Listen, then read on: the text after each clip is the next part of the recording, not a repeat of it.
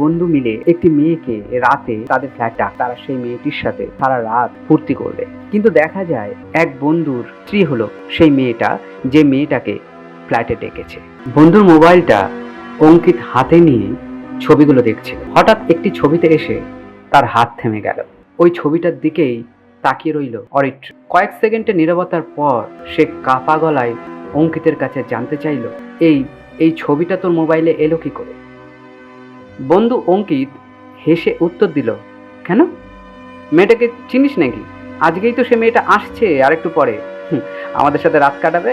ও খাসা মাল আছে রে, হ্যাঁ একদম খাসা মাল। অরিত্র এই কথা শুনে কি করবে কি বলবে বুঝে উঠতে পারে না। সে গভীর একটা নিঃশ্বাস নিয়ে বলে, চিনব না কেন, ও আমার স্ত্রী হয়। এক মুহূর্তেই ঘরের পরিবেশ পুরো বদলে যায়। কারণ এতদিন সে বন্ধু অঙ্কিতকে মিথ্যে বন্ধুকে জানায় আসলে সে তাকে মিথ্যে কথা বলেছে, তার বউ ছিল আর এটাই তার বউ। অরিত্র কিছুক্ষণ চুপ করে থেকে বন্ধু অঙ্কিতকে বলে, বন্ধু তুই এই মেয়েটাকে ক্যান্সেল করে দে, আমি পরে বাকিটা বুঝে নেব। কেন ও এমন করলো, কেন ঘরের বউ হয়ে এই জঘন্য কাজে সে লিপ্ত হলো? টাকার জন্য? টাকার তো কোনো অভাব ছিল না। আমার মা বাবা ওকে কত ভালোবাসতো, তা সত্ত্বেও সে এটা কেন করলো? সে কেন পয়সার বিনিময়ে অন্য পুরুষের সাথে রাত কাটায়? অঙ্কিত তখন হেসে বলে, শোন বন্ধু, ভুলটা তোর ছিল। এতদিন তুই ওকে বাড়িতে একা ফেলে ওকে না জানিয়ে অন্যায়ভাবে অন্য মেয়ের সাথে আমার ফ্ল্যাটে দিনের পর দিন রাত কাটিয়েছিস। এমনকি আমাকেও জানাসনি। এটা সম্ভব না, কারণ আমি ওই মেয়েটাকে আসতে বলেছি। অলরেডি হয়তো সে পৌঁছেও গেছে, তাকে পয়সাও দেওয়া হয়ে গেছে। এখন আমি কি করে তাকে না বলবো? সাধারণত তাদের কাছে মোবাইল থাকলেও তারা নাম্বার দিতে চায় না। একেবারে বাড়ি এসে কলিং বেল টেপে আর ঘরের ভিতরে ঢোকে, সারা রাত মস্তি করে, পরের দিন সকালে ভোর না হতে মুখ ঢেকে বেরিয়ে যায়। তারা তাদের টাকাটুকু বুঝে নেয়। আমি এখন তাকে না তখনই করতে পারবো যখন সে আমার সামনে এসে হাজির হবে। অরিত্র বুঝে যায় সে ফেসে গেছে, মিথ্যে বলে সে ফেসে গেছে। কিন্তু সে বউয়ের সামনে দাঁড়াবে কি করে? বউকে সে তার অপরাধের কথা বলবে কি করে, জানাবে কি করে?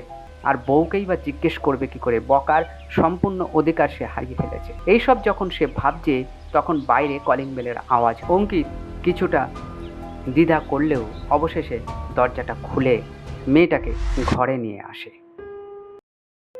মেয়েটাকে অরিত্র দেখে নিজেকে লুকাবার চেষ্টা করে, কিন্তু সে লুকাতে পারে না। তার বউ শম্পা তাকে চিনে ফেলে।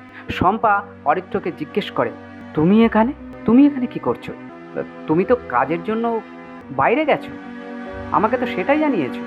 1 মাস হলো তুমি বাড়িতে পর্যন্ত আসোনি। অরিত্র তার দোষ ঢাকা দেবার জন্য সে তার বউয়ের উপরে চিৎকার করে ওঠে আর বলে, তুমিই বা এখানে কি করছো? কেন এসে এই নোংরা কাজ করতে? আমাকে না জানিয়ে তুমি রোজ তাহলে এই কাজগুলো করো, অন্য পুরুষের সাথে শো, টাকার বিনিময়ে আমাকে ঠকাচ্ছ, আমার বাবা মাকে ঠকাচ্ছ। শম্পা ধীরে ধীরে অরিত্রর সামনে গিয়ে দাঁড়ায়। অরিত্র শম্পার দিকে তাকায়, কিন্তু বেশিক্ষণ তাকিয়ে থাকতে পারে না। সে চোখটা নিচে নামিয়ে নেয়। স্ত্রী শান্ত গলায় বলে, কি আমার দিকে তাকাতে লজ্জা করছে? ভয় পাচ্ছ?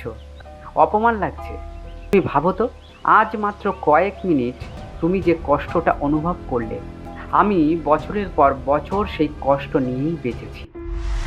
অঙ্কিত ওদের দিকে এগিয়ে এসে বলে, শোন অরিত্র, আমি তোর সংসার ভাঙতে আসিনি। একজন বন্ধু হিসাবে শেষবারের মতো তোকে তোর নিজের মুখটাই দেখাতে চেয়েছিলাম। এরপর তিনজনেই কিছুক্ষণ চুপ করে থাকে। অরিত্র চোখ দিয়ে জল বেরিয়ে সে শম্পার দিকে তাকিয়ে বলে, ক্ষমা চাইছে, কিন্তু জানি শুধু ক্ষমা করো বললেই সব ভুল মুছে যায় না। শম্পা উত্তরে বলে, ক্ষমা চাইলেই সম্পর্ক বাঁচে না অরিত্র, বিশ্বাস ফিরিয়ে আনতে হয়। সেই সুযোগ তুমি পাবে কিনা সেটা আজ থেকে তোমার কাজ ঠিক করবে। আসলে কি জানেন তো, বিশ্বাস একবার ভেঙে গেলে জোড়া লাগানো যায় না। সেই দাগ কোনো দিন পুরোপুরি মুছেও ফেলা যায় না। সম্পর্ক টিকে থাকে ভালোবাসাই নয়, বিশ্বাসে। আর বিশ্বাস হারালে সবচেয়ে বড় শাস্তি নিজের বিবেককেই পেতে হয়।